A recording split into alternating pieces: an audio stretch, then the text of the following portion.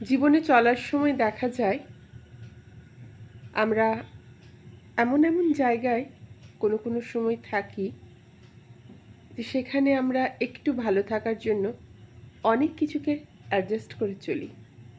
হ্যাঁ, অ্যাডজাস্ট করার নামই হচ্ছে জীবন। কিন্তু অ্যাডজাস্ট করতে আমরা যেন নিজেকেই ভুলে যাই যে সত্যিকারের আমরা কি চাই কি চাই না।